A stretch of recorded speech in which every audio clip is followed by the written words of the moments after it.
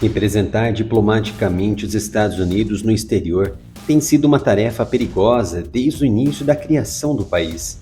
Mas isso nunca foi tão claro e notável nas últimas 4 décadas durante as administrações Carter e agora Joe Biden.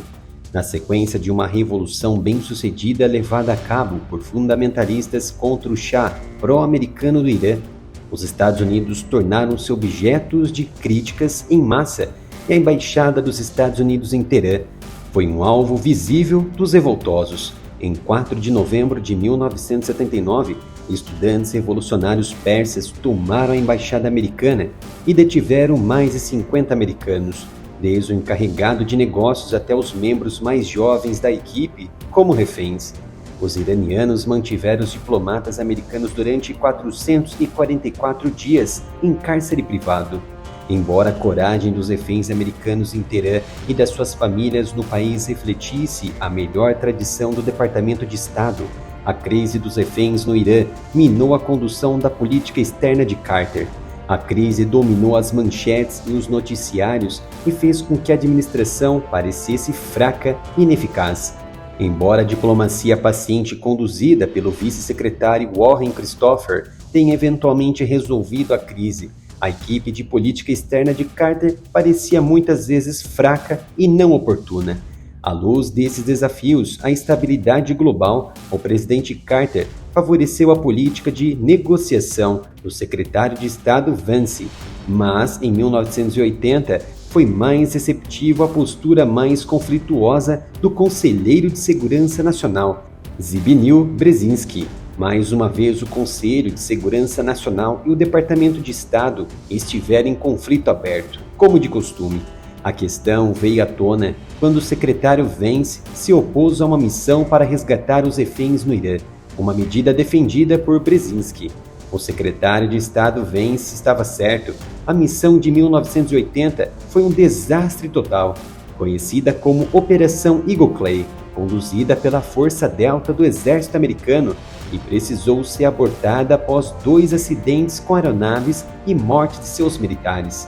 Nesta sombra frustrante do passado e que marcou o fracasso da operação da unidade que posteriormente ficou conhecida como uma das melhores unidades de elite das Forças Armadas Americanas, os Estados Unidos entraram em mais uma crise de reféns no Oriente Médio e mais uma vez a unidade Força Delta está envolvida nos planos de resgate e condução de parte das operações terrestres de Israel.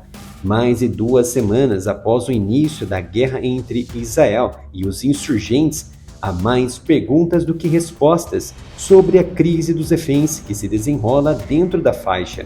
Mas uma coisa é certa, Israel está encarregado e obcecado da operação de resgate e os Estados Unidos não estão no comando, pelo menos é o que parece.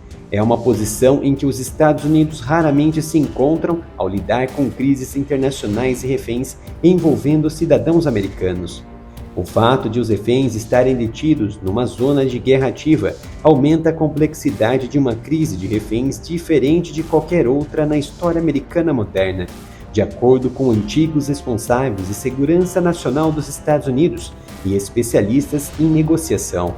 De acordo com Roger Cressey, responsável pelo contra-terrorismo nas administrações Clinton e George W. Bush, é uma crise sem precedente. Tenho dificuldade em pensar em um cenário anterior em que desempenhássemos um papel de apoio e os americanos tivessem sido mantidos como reféns desse tipo de dinâmica. A fase inicial do esforço de recuperação oferece pistas sobre o papel da administração Biden nessa questão, bem como os desafios únicos colocados pela tentativa de libertar reféns apanhados no meio de uma guerra em rápida escala. Venha visitar a loja do Área Militar. Temos as melhores camisetas, canecas e botões com estampas incríveis, tudo por um preço justo. Acesse moapenca.com/área militar. Diferente da crise persa de 79, decorrente da insatisfação dos revolucionários liderados e influenciados pelos iatolás contra os americanos. Na atual crise, os reféns foram capturados por insurgentes terríveis e obcecados em fazer somente o mal. À medida que se desenrolar, a crise dos reféns decorrerá em grande parte em segredo, de acordo com várias fontes com conhecimento da situação. e pediram para não serem identificadas para discutir um dos aspectos mais sensíveis da guerra, Israel e os insurgentes. O governo israelense e as autoridades dos Estados Unidos em Israel estão trabalhando juntos para reunir informações sobre o paradeiro dos reféns, em quais locais estão e se realmente ainda estão dentro de Gaza. Apesar de 2 americanas terem sido soltas, Israel não diminuiu sua força política e militar e quer capturar as cerca de 190 vítimas detidas.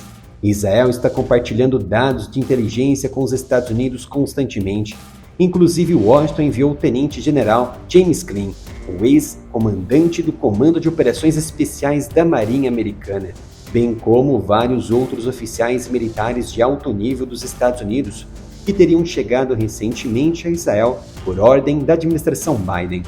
Israel deve contar com o apoio de suas unidades de elite de inteligência e militar, por exemplo, o Shabak, e também da nobre unidade Shaité-13, que já realizou uma operação recente de busca e resgate de reféns em Gaza e na própria Israel dias atrás. Trata-se de um dos ramos mais especializados em incursões mar-terra, contra-terrorismo, sabotagem, coleta de inteligência marítima, resgate de reféns marítimos e embarque.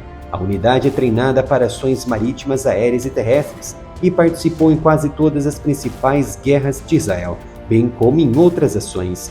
Apesar das inúmeras notícias sobre a quantidade de reféns americanos, Israel disse que não está claro qual é o número exato. A própria Israel não sabe quantos reféns americanos ainda existem, um dos reais motivos dos constantes adiamentos da operação terrestre. O esforço israelense de recuperação está sendo liderado pelo general Hirsch. Os Estados Unidos estão limitados no seu envolvimento porque tem muito menos informações do que Israel sobre os insurgentes e suas atividades. E a Casa Branca deixou claro que não tem planos de enviar forças americanas para Israel, somente observadores e auxiliares. Como já destacado, os militares israelenses têm a sua unidade de operações especiais, Sayeret Matkal, que é amplamente considerada uma das melhores do mundo na condução de difíceis missões de recuperação de reféns através de sua unidade especializada, Shaité-13. A reputação da Sayeret Matkal baseia-se em operações bem-sucedidas, como o famoso ataque a Entebbe, em Uganda, em 1976.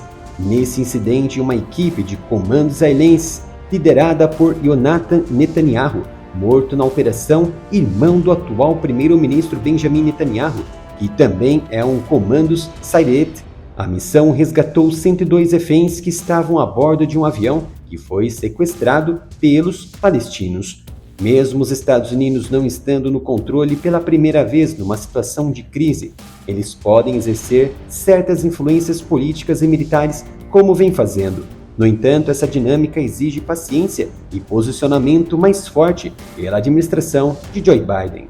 Gostou dessa análise e quer receber mais vídeos? Então não perca tempo e se inscreva e ative o sino de notificação.